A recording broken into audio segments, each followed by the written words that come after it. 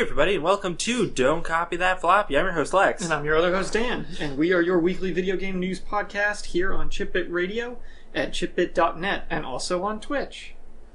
We have all sorts of different social media that you can find us on. Pretty much all of it. All of the social media. Except, we don't have Instagram. Or Tumblr. Or we don't have Google Plus. We don't have Snapchat either. So none of the bullshit. Just the ones you know and love. If you do want to find us on there, you can either search Don't Copy That Floppy Podcast or DCTF Podcast. Yes. And if you are listening to this on ChipBit and you're like, oh my god, I didn't realize they were on Twitch as well, we are twitch.tv/DCTF Podcast. That's the one. And we also stream games. We do. You just started streaming KOTOR. Yes, with my wife. She's playing through it. She's never played it. She doesn't know anything about it. I haven't played it since when it first came out, so I don't know what I'm doing. It's a good time all around. All I know is when those aliens start talking, it sounds real funny. It you down. It's the best. All the memories came flooding back to me so quickly. So it is Friday, February 3rd. We did not broadcast last week because it was my birthday. And I was doing birthday things. What's birthday? Oh, no, it was a good one. But what are some of the things we got to talk about this week, Dan? Between last week's stories and this week's stories, we have a Kickstarter game that you found that looks really cool. We haven't talked about an upcoming Kickstarter game in a while. I know, I saw it this week and I was like, we should talk about this because it's going into its last weekend. And it looks pretty awesome. Oh, it looks so cool. We have some Nintendo news, as usual. Good and bad. Mm-hmm. Well, mostly bad this time, I think. Mostly bad. We have some news about the Oculus Rift lawsuit. Mostly bad. Mostly bad, because that wrapped up. It's finally surprising. Over. I thought that would be going on for much longer than it was. Yeah, I assumed so as well, because I thought it would take longer to deliberate, but I guess once the testimony finished, it was just right out the door, yeah. We have a bunch of announcements of upcoming titles, things like that. We have a Gamergate-related political story. This is I find the story the conclusion of it very uplifting. I guess? Yeah. The whole thing is weird to me. It's an interesting fallout to Gamergate that I was not expecting. Yes. That is true. And that's why I want to report on it, because I'm I didn't think this is what would come out of Gamergate. That is very true. We'll discuss it more once we get there. It's a great tease. It's a great tease.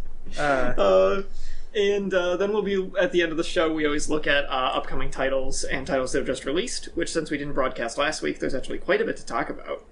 And I have some little game impressions of my own, too, for some upcoming titles. I played a beta of a game. Ooh! I've been watching a playthrough of another game and have some thoughts on it. And I've been playing a game that came out last year that's quite good as well. I'm going to ask you real quick before we get into the main show. Yeah? Can you check OBS? I will check OBS. Because I try and monitor our stream a little bit. Yes. Not too much, but a little bit. I'm getting a sweet infinity shot on OBS right now. And my Twitch app on my tablet doesn't always, when a channel starts, it doesn't always recognize it very quickly, but it still has not recognized that we're streaming. So we might not be streaming right now on Twitch, but hopefully we are. Okay. I'm going to worry about it later. OBS seems to think we're streaming. Okay. It is live and recording as usual. It's probably my app just being a dummy. It didn't give me any alert that something was wrong. And nothing has changed since the last time I streamed. Okay, we are, but it still says we're streaming Knights of the Old Republic. Welcome to Star Wars Knights of the Old Republic, everyone. Sorry, this is actually us forgetting to... so embarrassing. Change stuff. Don't mess with it now. Don't mess with it now? Okay. No, let's just get into it. Let's get into it. Show. Okay. If you showed up to listen to see Knights of the Old Republic, I'm sorry. Wait till next Wednesday. Yeah, there will be more next Wednesday. So yeah, this game... Now, here's a question. Is it okay to play Kickstarter videos on our stream? They'll probably be fine with it. For promotional purposes? Yeah, I think they'll be cool with it. Then If we were playing, the Shenmue Kickstarter video, yes, they'd probably be upset. Because Sony. So, this game is called Undungeon. It is a pixel art action RPG with roguelike elements. And we're playing the trailer now, and we're going to comment on it. Yeah. The art style in this game is freaking gorgeous. It's primo stuff. Oh my god, primo stuff. So good. It's the highest quality pixels. Now this for your buck. These guys are Norwegian or something. Sure. They were asking for I believe it. $53,000. $53,786. Yeah. Which I'm assuming is because of weird exchange rate. Yeah, I think that's why. And right now they are at 69,000. Yes. So they made their goal. Mm-hmm. They have 9 days left. They have several stretch goals.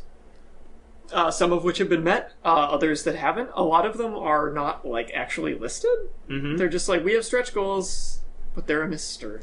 A mystery? But they've had, like, extra quests added, a game hub has been added, and little things like that. The gist of this game seems to be that they are going to be having an immersive story set in a world with a very fleshed out, interesting, like, background, a sci-fi fantasy world.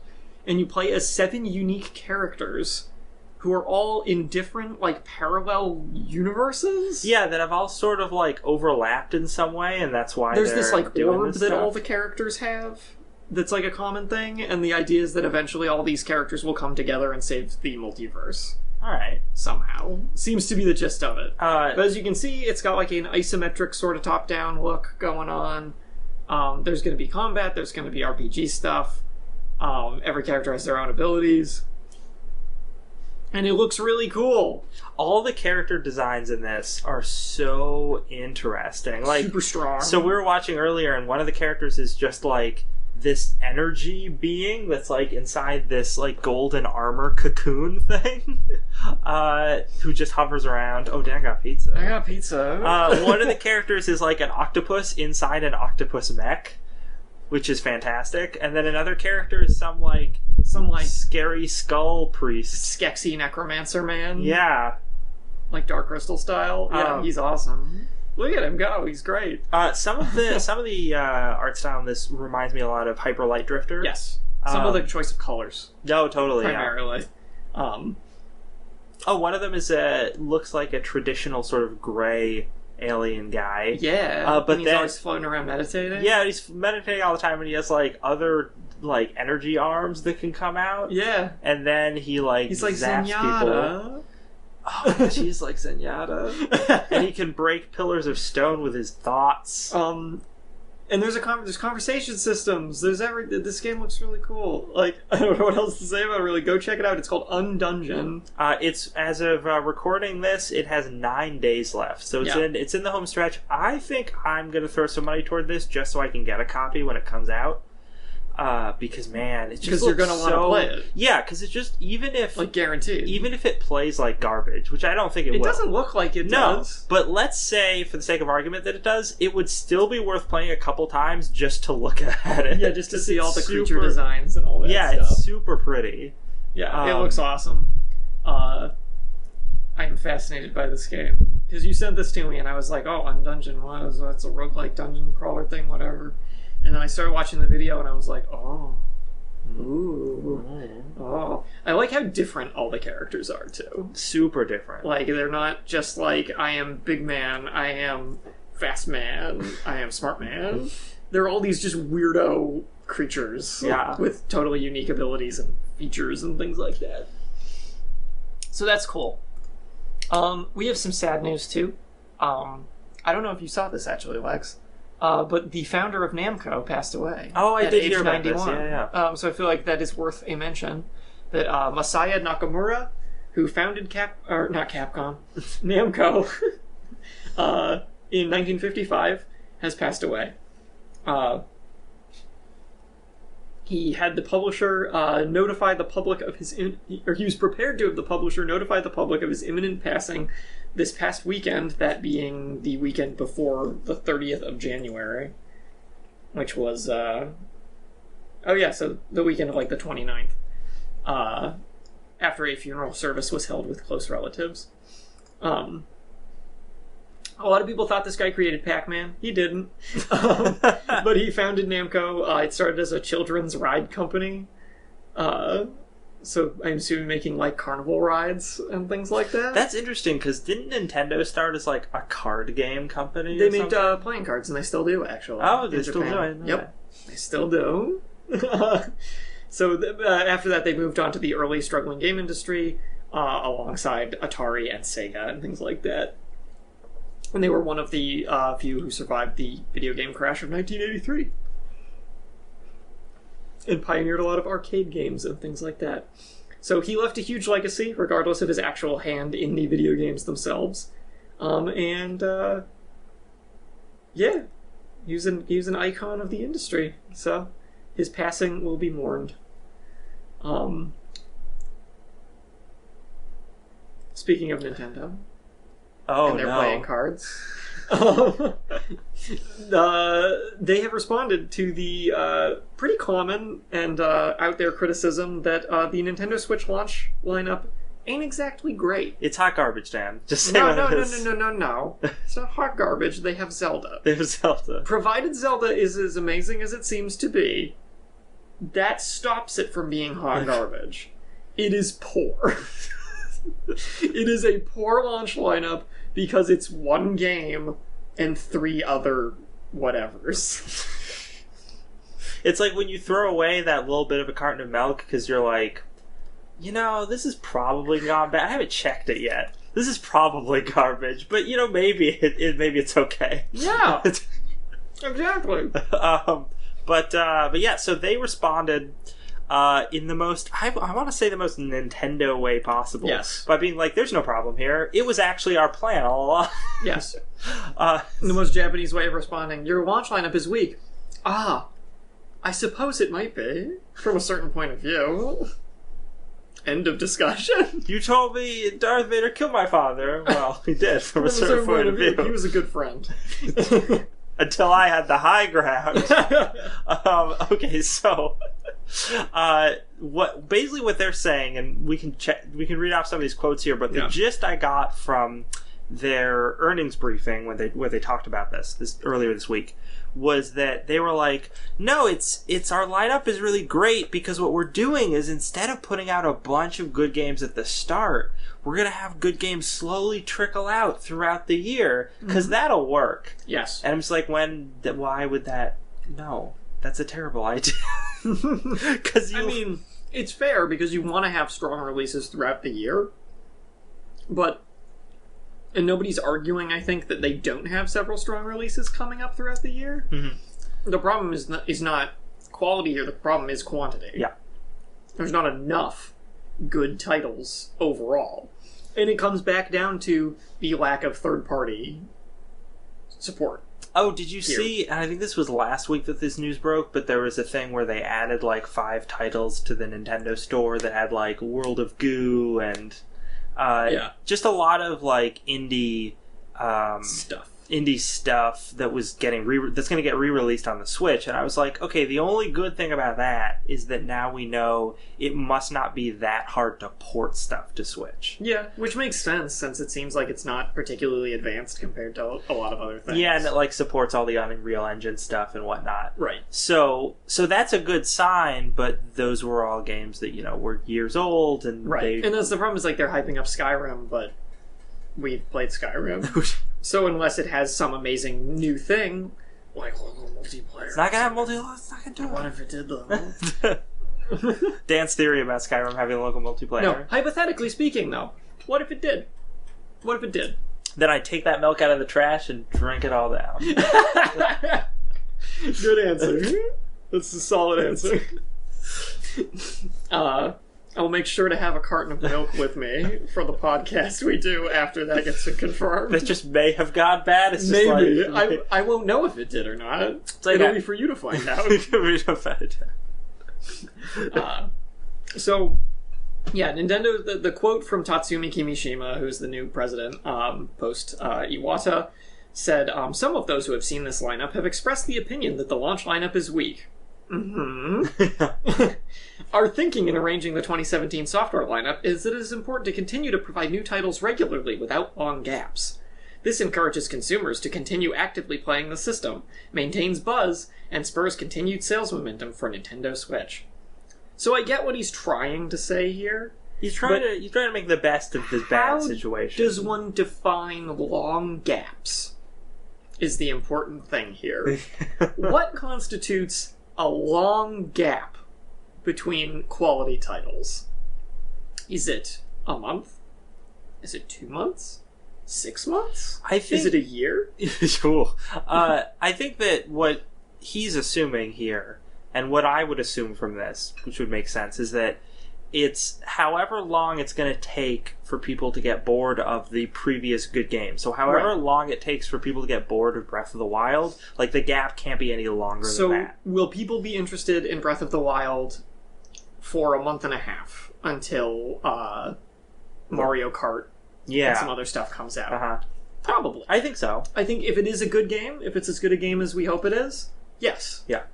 Will people be happy with Mario Kart and maybe ARMS and maybe something else long enough for Splatoon to come out in the summer? Maybe. And then will Splatoon be a big enough title to actually warrant its place as a prime release in the summer and sell the console? I don't think so. I don't see that happening. I mean, I'm shaky on it. Splatoon is good. Yes, it's fun. A good game. But one of the things that we know about Splatoon 2 is the things they've changed about it is there are more guns and more maps. Yes. And that's not bad. And more gameplay options, like modes and cosmetic stuff, too. And for a shooter, like, that's fine. It's what you'd expect, I suppose. But if you want that title to carry your console, it needs more than that, or it needs to be a new IP. So, like, the idea is if this Splatoon, this was the first time Splatoon was coming out, I would say, sure, that could work. Yeah. But it's a sequel, so I don't see that working. And as far as high-profile releases following that, you're looking at Splatoon in the summer, and then Mario Odyssey holiday season. Oh yeah, that is holiday. That's not even like early fall, is it? And Skyrim is holiday season as well. What'd you say? I swear I heard something like I remember them saying one game that was fall.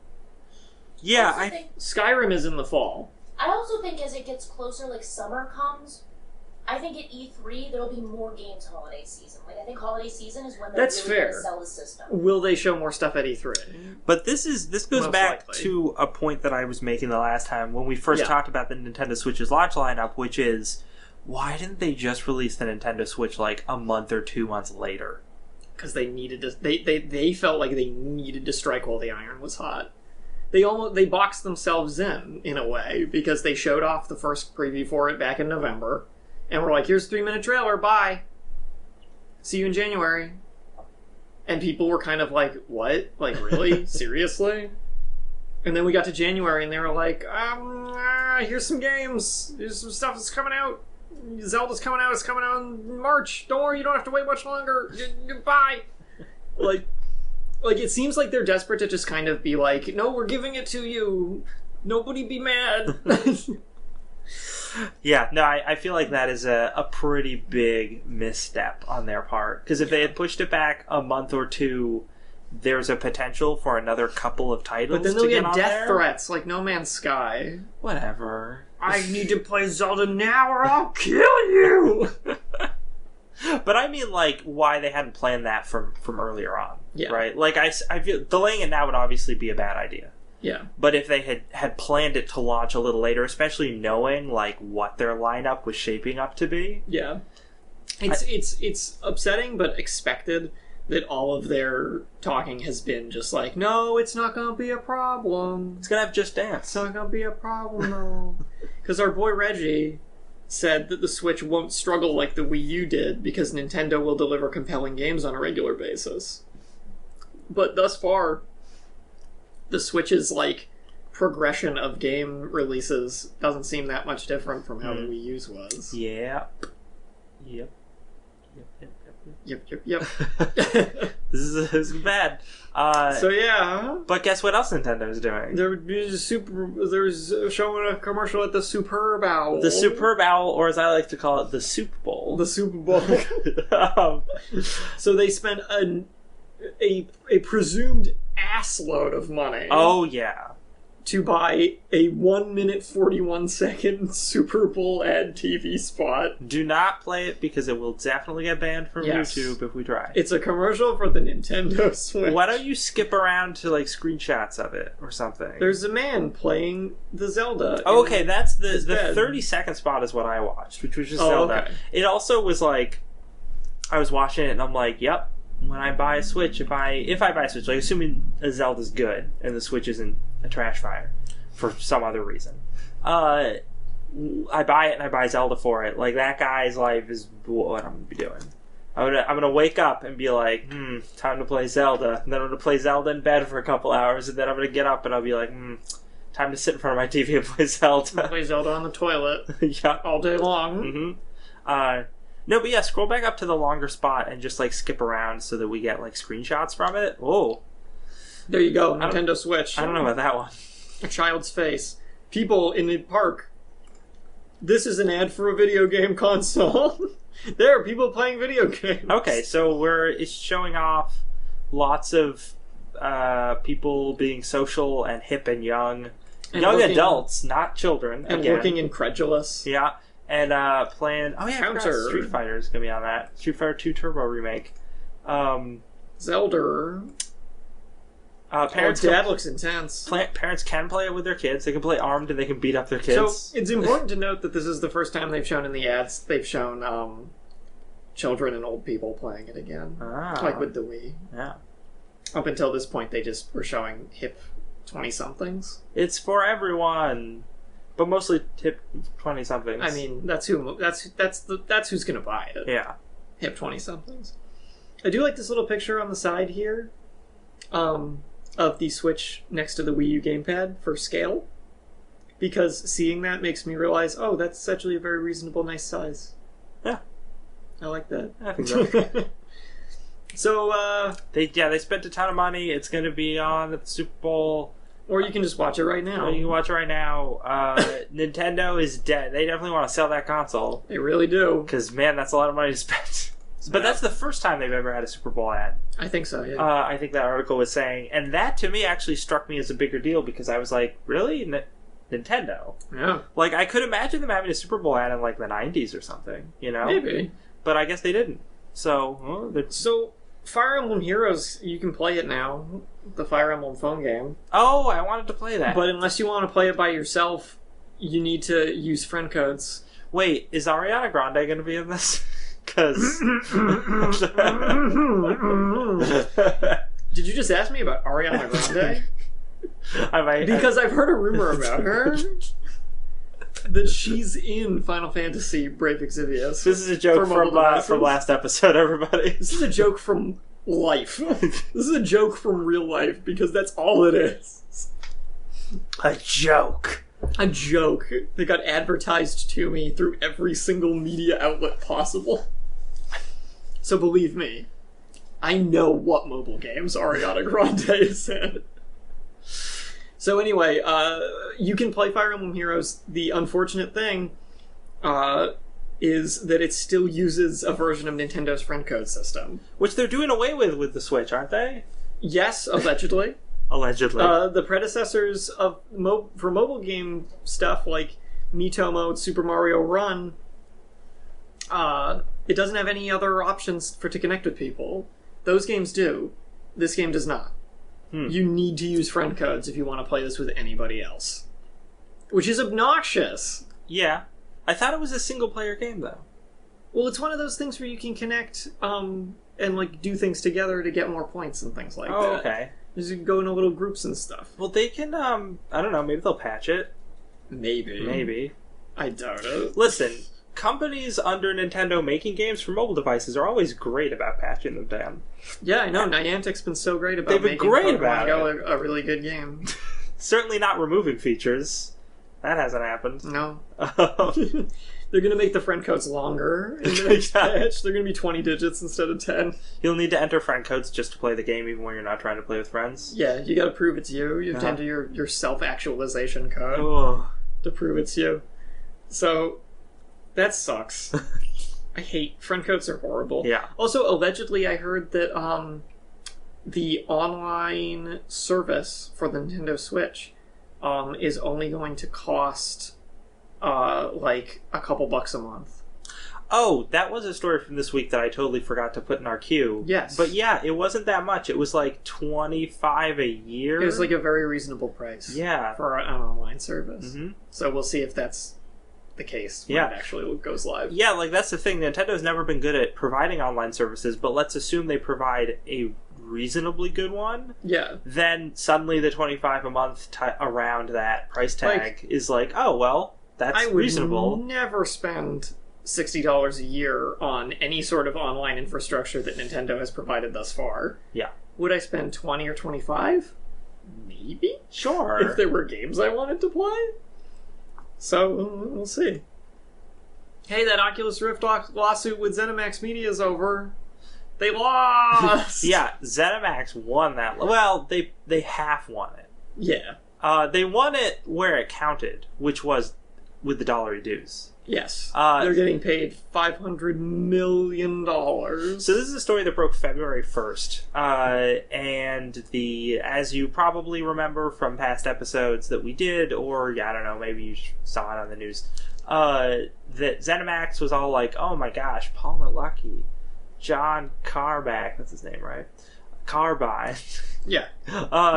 You guys... We were working on VR, and you were working on it for us, and then you left our company and went to Oculus, and then used all of our trade secrets to make Oculus Rift. You dirty thief. Yes. And they'd accused John Carmack of stealing code at one point. And it was a very ugly battle. They were very upset. It seemed that ZeniMax was motivated purely because Facebook bought Oculus for a big butt ton of money. Mm-hmm. So ZeniMax was like, give us some of that money. Mm-hmm. How much did they buy it for? $2 billion?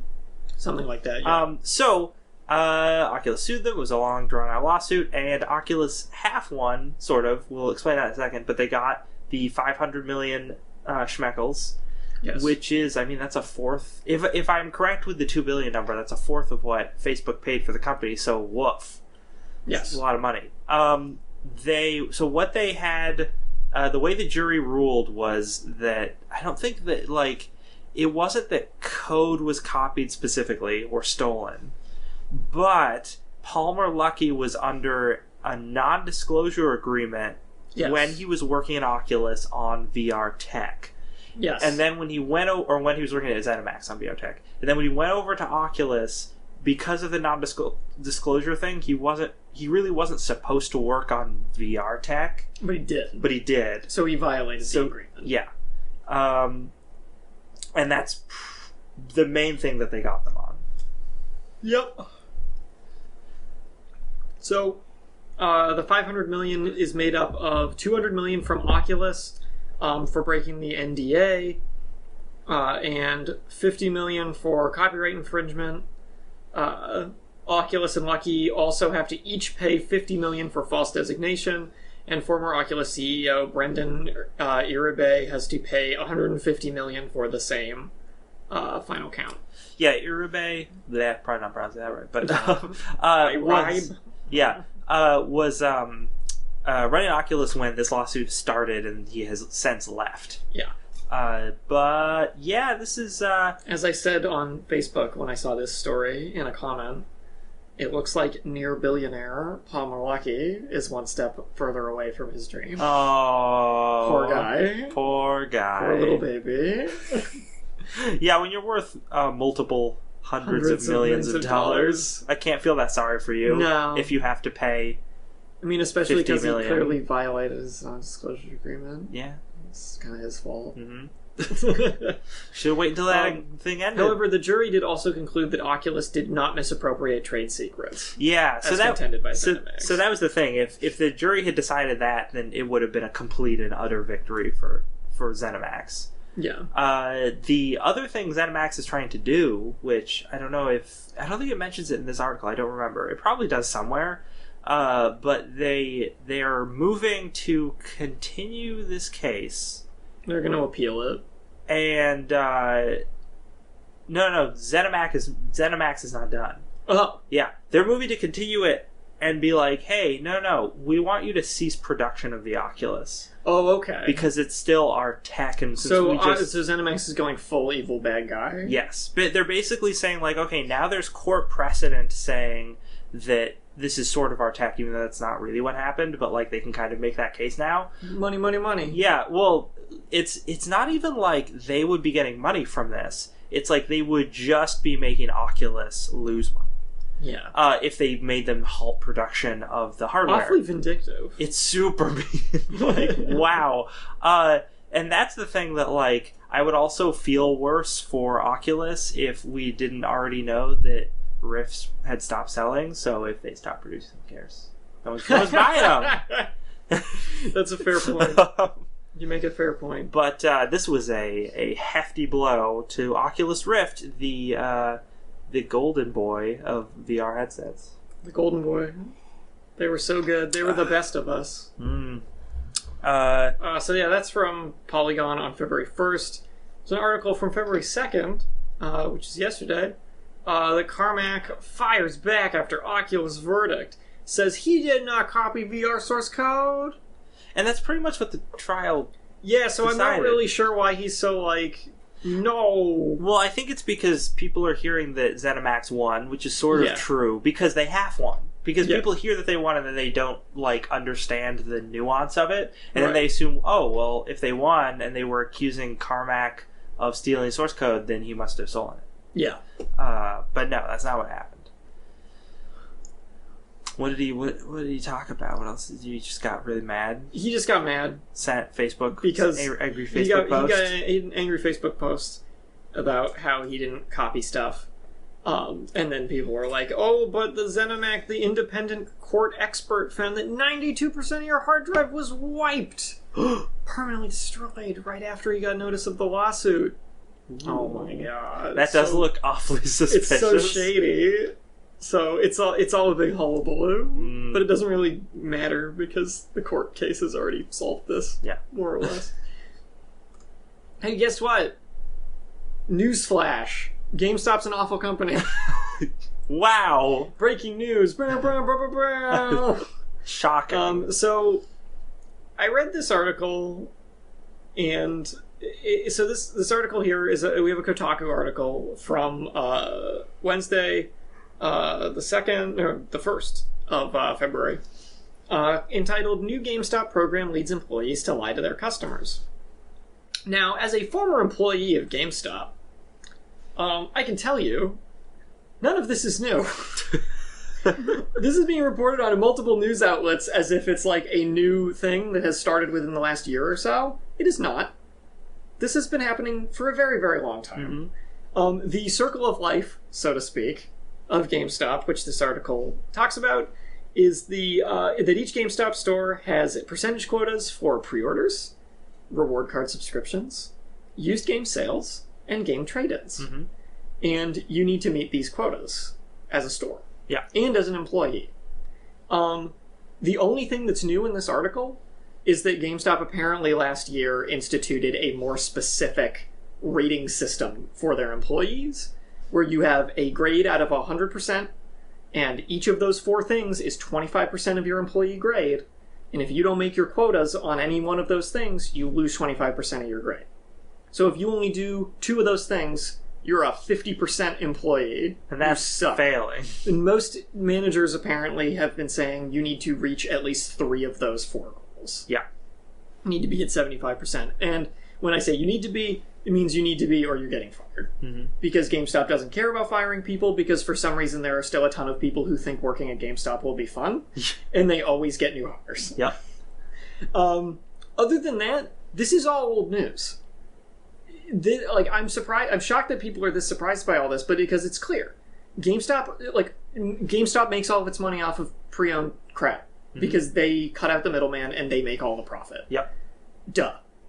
This has been happening for a long time. So I get I completely agree with the disdain these articles have for this practice, because it's terrible, and it does push employees to hide or to say they don't have new product instead of selling it to people in order to sell pre-owned product instead. Like, I get Like, that makes sense. That's terrible. But it's not new. This isn't a recent thing. Like, GameStop has been doing this for years and years and years. And I guess it's a good thing that it's finally coming out more prominently on gaming news sites. But, like, it's a little too late, man. Like... Well, the thing is, we know that GameStop is already a business that's very rapidly going downhill. Good. So, yeah, you know. But yeah, I think it was like a bunch of people posted documents like to Reddit. Yeah. That talked about this, and that's where the story broke, and then a bunch of articles started getting written on it. The gist of it is that this time the corporate side of GameStop seems to have pretty brazenly just sent out to their managers, like, hey, don't sell people new product. Mm-hmm. Like, sell them, just lie. Just say we don't have it. Say we don't have it. Yeah, there was something where somebody was saying that it was like Watch Dogs 2 was on sale. Was on sale for $30 for a new copy. And a pre-owned copy was still $54.99 because that's the price set by GameStop. So they would encourage employees to lie and say they were out of the new copies. Yeah, and sell the almost double price pre-owned copy that also 100% of the profits go to GameStop. And GameStop has, like, tried to normalize this whole thing under, like, the guise of, like, oh, it's for you, the customer. You can get games cheaper. You can get trading credit for your games. Yes, my wife has a comment. Talk loud. So, I had an instance where they were selling Xenoblade for, like, $65 used, and we still had new copies lying around that were still selling for, like, they were on sale. You get a new copy for $30, sealed. And GameStop made us open the sealed copies and to sell them as pre-owned for $65. That's right. That's crazy. It's nuts. It's so evil. So these aren't new copies anymore. Let's just make them pre-owned. They're open. So yeah, it's crazy. The like crap this company pulls. It's so manipulative. It's so bad. Yeah, I thought you'd get a kick out of this story. I got heated. It tilted me, man. I mean, I think that the thing that also really bums me out about it is the fact that if you're not meeting these quotas, you're on the chopping block to get fired. Oh yeah, totally. Because the quotas in themselves are super annoying and bad. And you want to know the even worse part about that? What? They're also.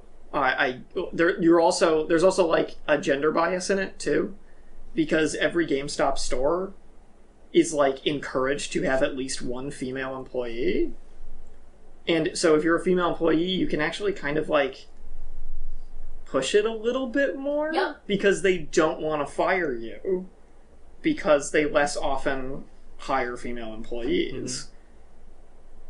And it's totally just because more men come into the store to talk to the female employee. Yeah. And managers steal your numbers. If a manager's numbers aren't good, they will actively, like... Even, like, my wife and I, when we worked there, we had, generally speaking, good managers, but they would still swoop in on sales of lower-rung employees who, when they knew they were going to be able to get pre-orders or card subscriptions out of it, and steal those from the lower-rung employees who definitely needed them more. Mm-hmm. So it's just crappy practice all around. And the company, like, ingratiates managers to itself by... So as a lower employee, you don't get crap. Yeah. You get told you're going to get fired all the time. If you're a manager, you get to go to a fancy managers conference where they literally just shower you with free things. They're like, here's a free every video game console that's new. You just get a free one. Here's every game that's worth playing for free for all of those consoles. Here you go. Now you'll do whatever we tell you to do because we bought you off. It's horrible. It's just awful. Yeah. It's slimy and bad and evil. It's terrible. And now they sell t-shirts? Ew. Well, moving Funko on. Pops. Moving on. Hey, Gamergate. That happened. Remember that? Remember that. Hashtag Gamergate. Miserable. Guess what's happening now? Okay, so... You'll never guess. So when... Brianna Wu. She has made mobile games in the past, and some other games as well. Mm-hmm. We looked into those games and did not like them very much, but... Nope, but that's beside the point. She was a target during Gamergate. And she got a whole lot of death threats and a whole lot of junk online. It was real bad. And when this all happened, she and a lot of the other people who were being harassed would send this information that they got to the FBI, because the FBI was doing an investigation because there were so many really bad death threats. Because a lot of it was happening all at once. Yeah.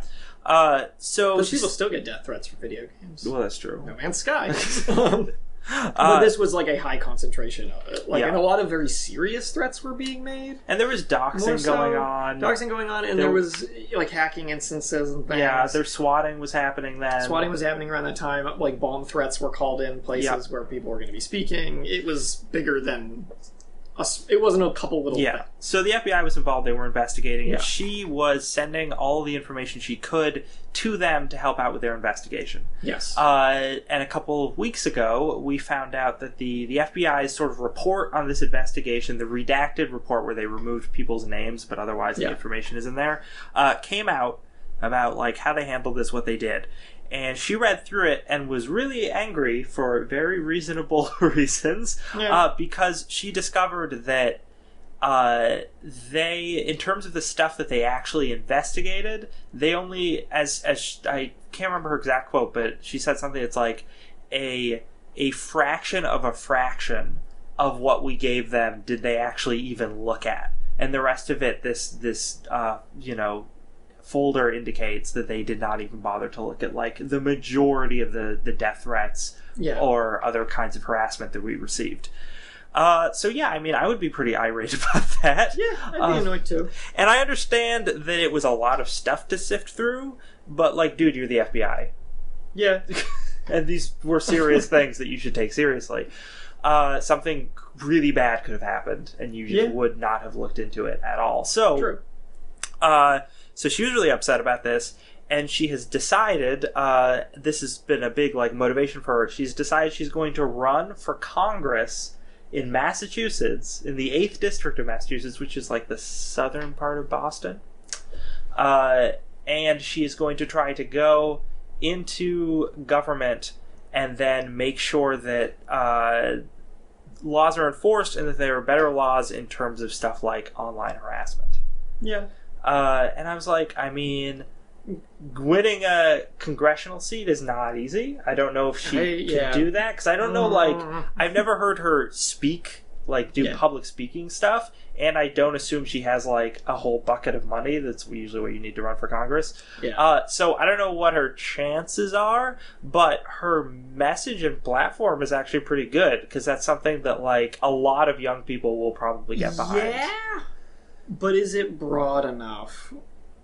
Or is her whole running platform too narrowly focused on this? Kind of depends on... Well, for one thing, I don't think she's released exactly what her platform is. Fair. We just know that this is going to be a big part of it, because it's what inspired her to run. Yes. And it depends on what the demographics in that district are. If it's part of Boston, there's going to be a lot of young, hip people. That's true. So...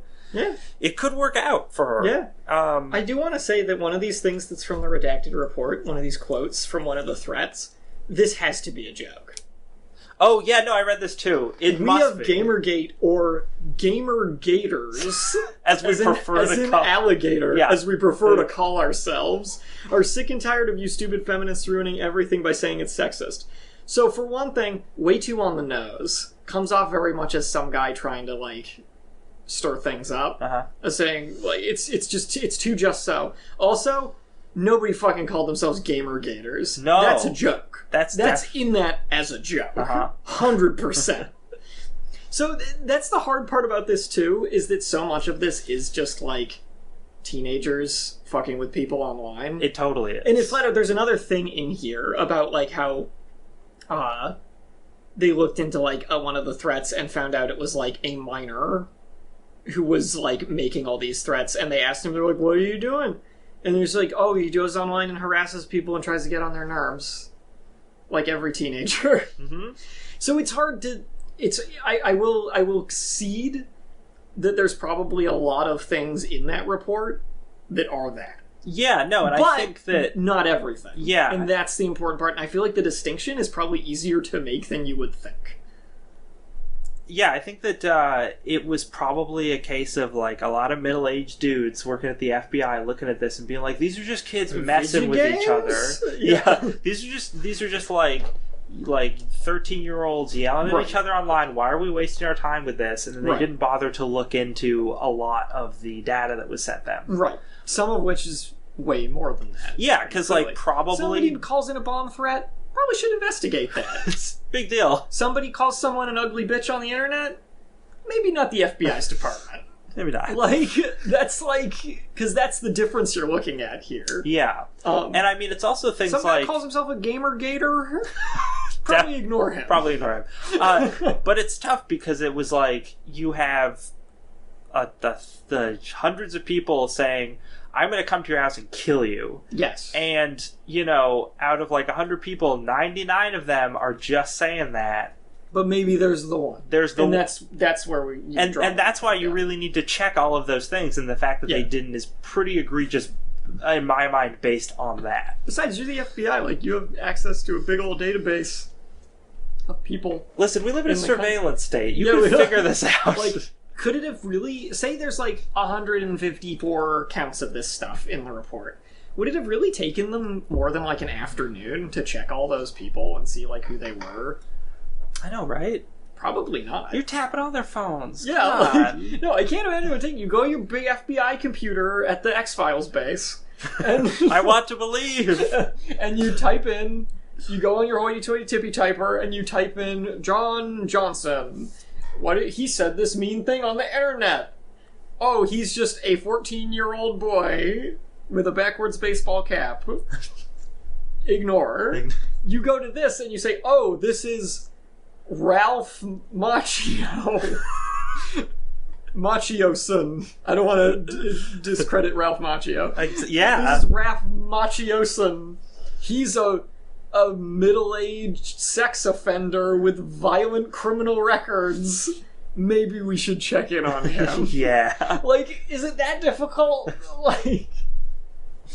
that got me thinking about X-Files. I gotta rewatch that show. That show is so good. So what you said, I think, at the beginning of the show is pretty good as a summary for this story, which is, did not expect this to come out of Gamergate. No, not at all. For better or worse. Like, we'll see where this goes, because I'm curious. Yeah, because I'm really upset that the investigation was handled this way, according to the report. But... Hey, if she's successful, this could mean there could actually be good laws about online harassment. I'm gonna go out on a limb and say, I'm not surprised that our government did something incompetent in the last several years. Yeah, no, not really. Not surprised at all. When you really put it in perspective, nah, this matches up pretty okay. Yeah. But yeah, if she can get into Congress and actually get those some online harassment laws on the books, that would be great, because we really, really need to try and legislate that better. Yeah, there's something should probably be done about it.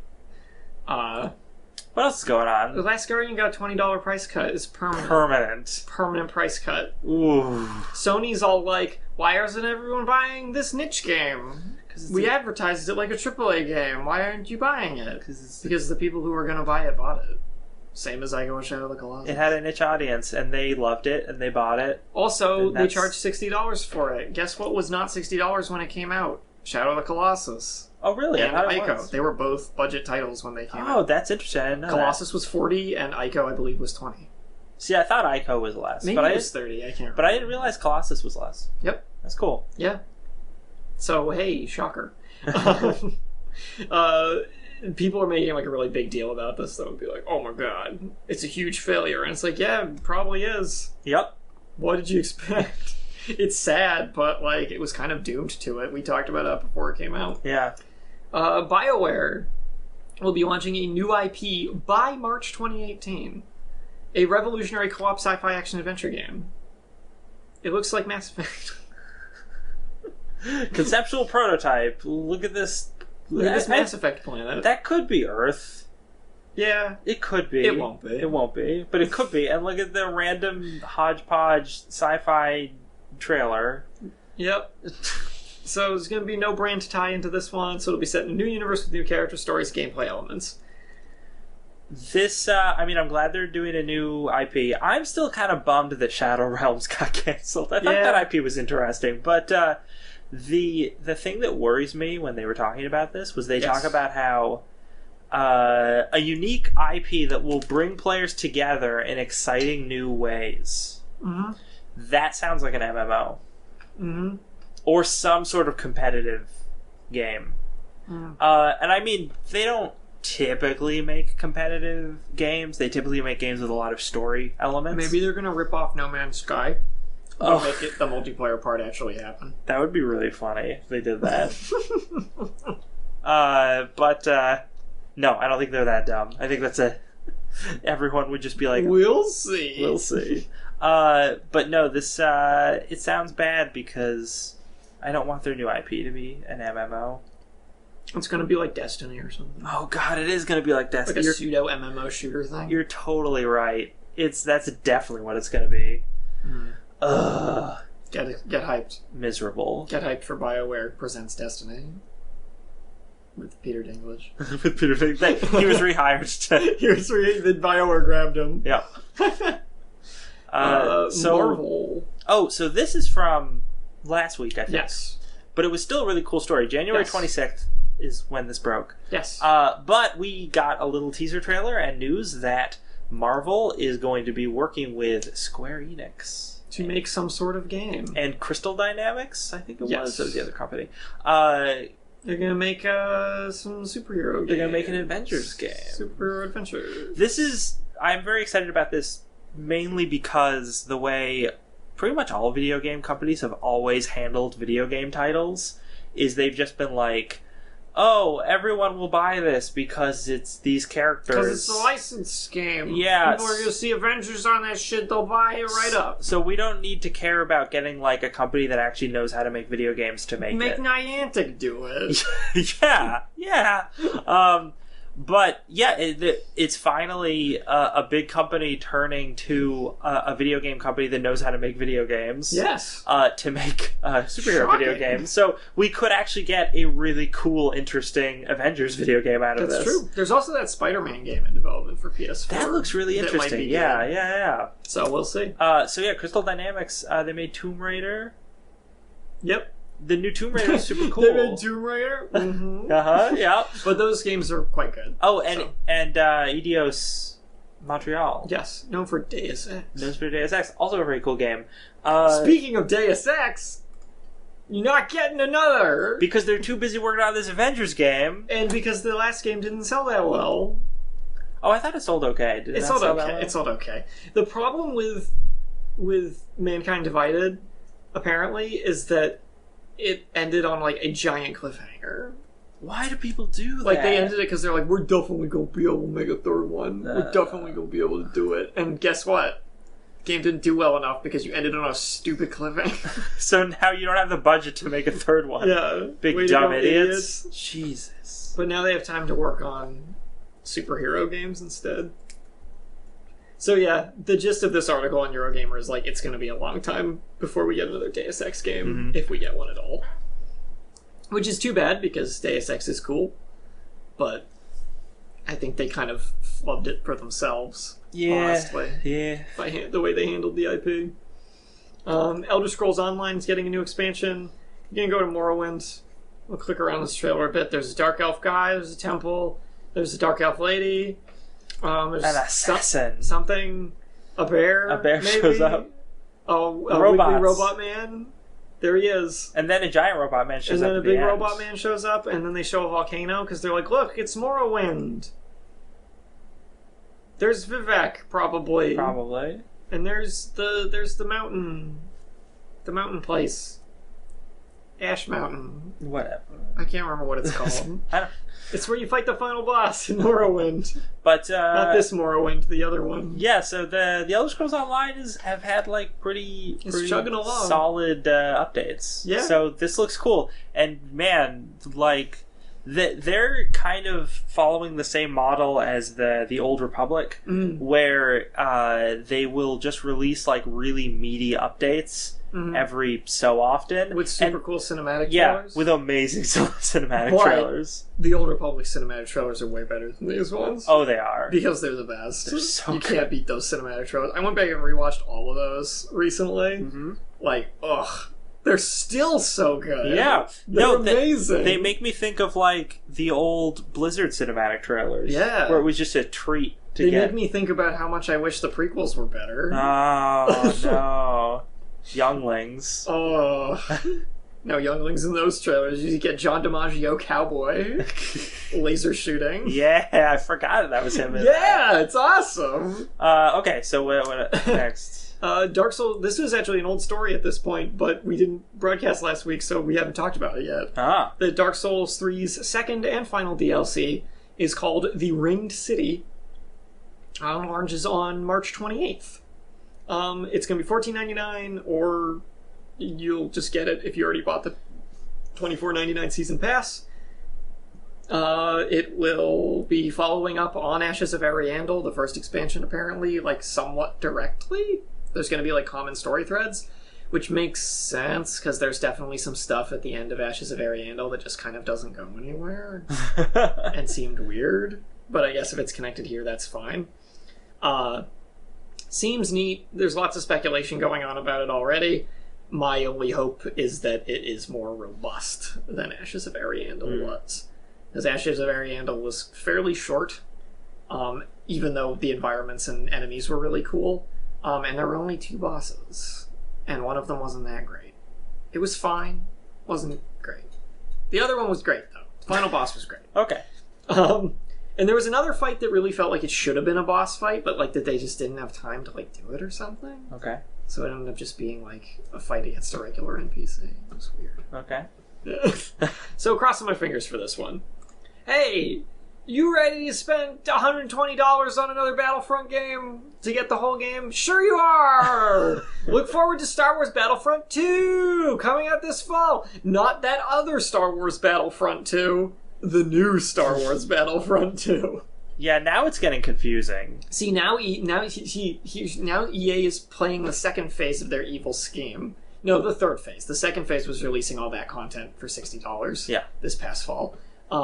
Now the third phase is, now it's time for Battlefront 2 1 year after we release the full version of Battlefront 1. So you just spent $60 on Battlefront 1 to get all of the content.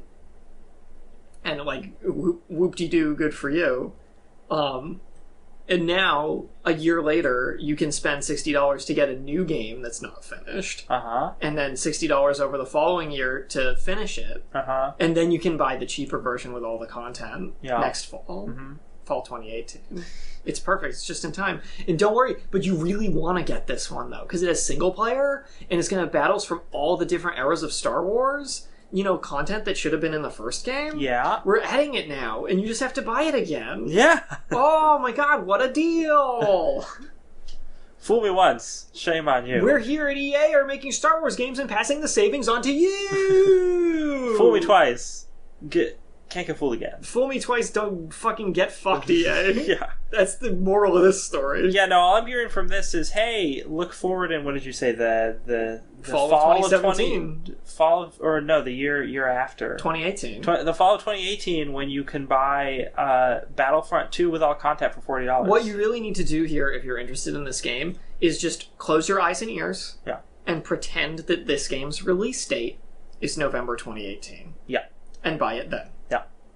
Just act like it doesn't come out this year, because you will be happier. You'll buy... You will spend much less money and be able to enjoy the game. Just do that. Just do it. No one's going to do that. Just do it. Nobody.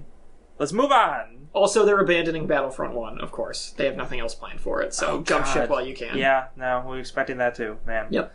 Oh, what's Tony Hawk doing? He's trying to make a video game! He's never done that before. But this time he's not doing it with Activision. Oh. So does that mean it'll be good, or does that mean it'll be worse? Oh, yeah, it could be worse. It's apparently in very early stages, but there's a documentary in the works about Tony Hawk's Pro Skater, like about the game series. Oh, two? Okay. Which is weird. Look, you had one good game in that series, maybe two good games in that series. Yeah. There's like 3. 1, 2, and 3 are good. Underground is good. Oh, Underground was pretty good. I forgot about Underground. Underground 2's okay. The rest of them can fuck off. That's all there is to it. We don't talk about 5. We don't talk about Ride. Oh, no. We definitely don't talk about Shred. Get it out of here. You heard about this Conan game? Okay, I have. This has really pretty cinematics that aren't actually that fun to watch, but have like good character modeling. It's also got big dogs. Yeah.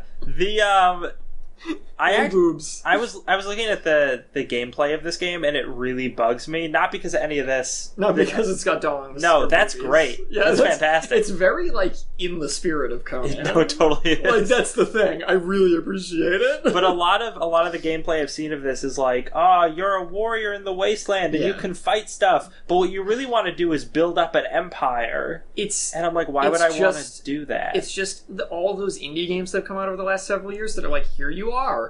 You are in a place. Make your character. Now find things in the environment and craft! Just keep crafting! It's like Minecraft! Yeah, and I'm like, why? That's not what I want to play in a Conan game. Or like game DayZ at all. Or something. No. Like, it's just all those... That's not what... No. Super dumb. So the gist of it, though, of this story is that the game has an endowment slider. Oh, yes. On the character creation screen. Which, by the way... So, I mean, this is a little not safe for work, but it's blurry. Your character starts the game crucified.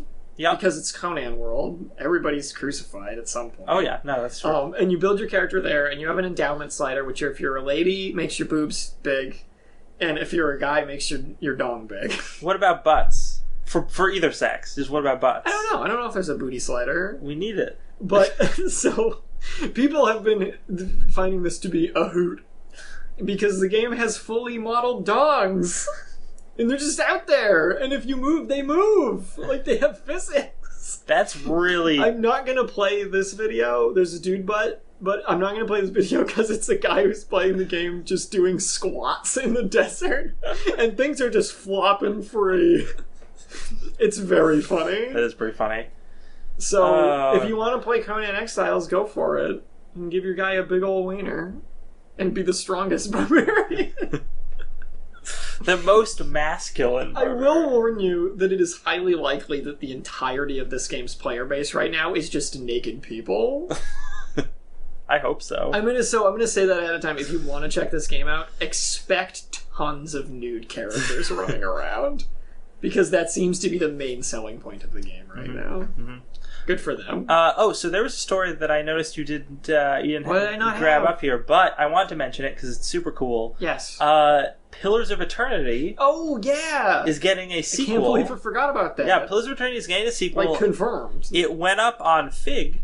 Yes. Which is, it's crowdfunding, but it's also you can invest in it. Yeah, it kind of debuted somewhat with the Psychonauts 2 crowdfunding thing, and they had some hiccups there, but I feel like they've probably worked those out by now. Probably. Let's hope. But yeah, Pillars of Eternity 2, Dreadfire or Deadfire? Deadfire. Fire is dead. Had a trailer, gameplay, and a little bit of cinematic trailer stuff voiced by Matthew Mercer. He's back. Oh. It's great. I'm very happy about that.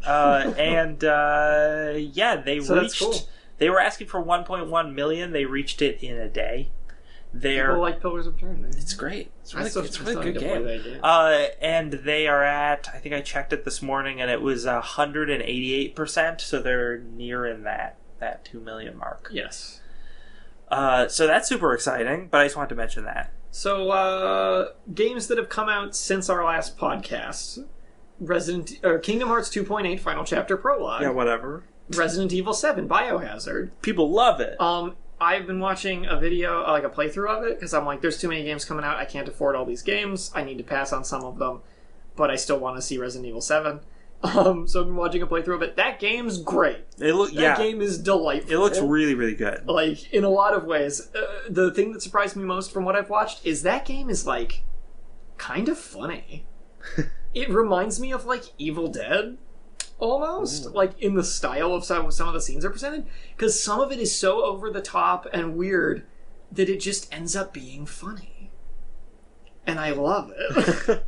It's like amazing. They totally play with your expectations in some of the scenes, and it is very Resident Evil. Nice. When your character is walking through this Louisiana bayou house with all these like weird people living in it, and you try and go into a hallway only to be blocked by the Scorpion Door, which is literally a door covered in scorpions, which requires a scorpion key to be opened.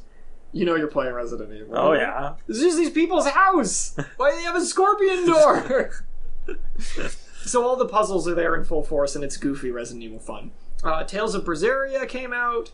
The latest Tales game. It's been getting reviewed and received much better than the last one. Well, that's good. Tales of Zestiria, which I heard lots of opinions about after the fact. So good for them. Yakuza 0 came out. Yeah, people are loving it. Play Yakuza 0, play the prequel to the first Yakuza game. Yes. It looks great. Some other stuff came out. Disgaea 2 on Windows. Digimon World. Digimon World Next Order, which is sort of the sequel to that Digimon World game that came out last year that's really good. Oh. So this one's probably good too. A Dynasty Warriors game came out. Hooray. You can play Fire Emblem Heroes. Poochie and Yoshi's Woolly World for the 3DS comes out today. Wow. Came out today. Wow. And next week, on the 7th, we have Atelier Sophie, the Alchemist of the Mysterious Book, for Windows. The Atelier JRPG series. Neo, which I will be getting. And it's getting good early reviews. My lovely wife is getting it for me as an early Valentine's Day present. Oh, how nice. So happy Valentine's Day, I get to kill yokai as a British weeaboo. Man. Yeah, it has been getting excellent reviews. The embargo lifted yesterday, I think, so all of them started flooding in. WWE 2K17. I know that's what I'm excited for. Hooray! But yeah, that's what's coming out. Yeah. Other stuff we're going to talk about next week. Yeah. But that's it. We're done. That's it. We got through all of it. We did it all. Anyway, thanks for listening. We've been Don't Copy That Floppy, a video game news podcast, broadcasting live on Fridays, 7 to 8 p.m. Eastern Standard Time on chipit.net. Also, twitch.tv/DCTF podcast. Yes, indeed you do. You can find us on all sorts of social media by searching Don't Copy That Floppy podcast or DCTF podcast. If you want to support the show, we have a Patreon that you can give some money to help us reach milestones like doing more game streaming or other things. Plus, you can get cool rewards like monthly bonus content and the ability to vote on stories. Oh, we didn't talk about our voted story. We got to talk about that. We had a voted story. What got voted for? A Goonies story. The Goonies? This is there's a game. This thing? There's a game called Lego Dimensions. Oh, Lego Dimensions Goonies. That you probably heard about. Maybe you haven't. I don't know. But it's a great little game. And as it turns out, there's going to be Goonies. There's going to be Goonies stuff in it. You get the sloth in there. It's so good. There you go. Oh, that's the story. There's going to be Goonies. Goonies, look, you get these little Lego things. They have the piano. The skeleton piano. That's awesome. That's pretty good. So, this is going to be great, basically. In the Lego Dimensions, you go to different worlds, and it's just all sorts of different licensed Also, Knight properties. Rider. Oh, there's Knight Riders in here, and there's a trailer where Sonic the Hedgehog meets Michael Knight from Knight Rider. We're gonna watch that after this. So it's a cool game just because they have access to all of these licensed properties. Yeah, they've been getting some really interesting IP. Yeah, Goonies was super interesting. They have like Doctor Who is in there, Scooby-Doo, Back to the Future.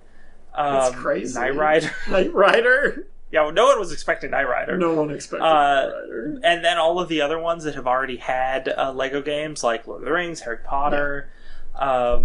It's great. It actually really makes me want to play this game just because I'm like, that just sounds fun, silly and fun. I'm curious like what it actually entails. Yeah, I don't know the levels in it. I think it's mostly for kids. So yeah, probably all the Lego games are fun though. Yeah, even if they're cliche as hell sometimes. That's true. The first ones weren't. They got lazy. Mm-hmm. Anyway, that has been the show. Thank you for tuning in. We'll be back next week on Friday the 10th, 7 to 8 p.m. on Chipbit Radio. And on Twitch. You can find us on social media, all those places where Don't Copy That Floppy podcast or DCTF podcast. And look out for our Twitch streams as well. We post about them on our social media, so you can follow them there and find the way there.